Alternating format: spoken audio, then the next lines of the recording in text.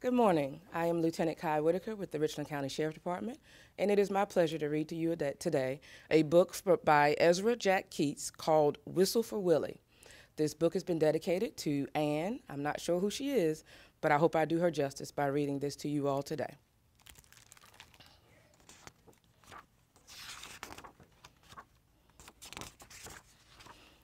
Oh, how Peter wished he could whistle. He saw a boy playing with his dog. Whenever the boy whistled, the dog ran straight to him. Peter tried and tried to whistle, but he couldn't. So instead, he began to turn himself around. Around and around he whirled, faster and faster. When he stopped, everything turned down and up and down, and around and around. Peter saw his dog, Willie, coming. Quick as a wink, he hid in an empty carton lying on the sidewalk. Wouldn't it be funny if I whistled? Peter thought. Willie would stop and look around to see who it was. Peter tried again to whistle, but still he couldn't, so Willie just walked on. Peter got out of the carton and started walking home. On the way, he took some colored chalk out of his pocket and drew a long, long line to his front door. He stood there and tried to whistle again. He blew till his cheeks were tired, but nothing happened. He went into his house and put on his father's old hat to make himself feel more grown up. He looked into the mirror to practice whistling, still no whistle.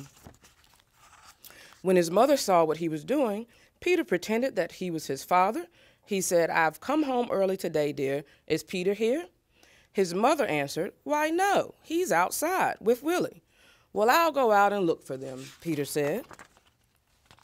First, he walked along a crack in the sidewalk. Then he tried to run away from his shadow. He jumped off of his shadow, but when he landed, they were together again.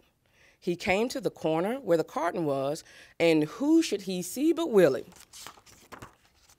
Peter scrambled under the carton. He blew and blew and blew. Suddenly, out came a real whistle. Willie stopped and looked around to see who it was.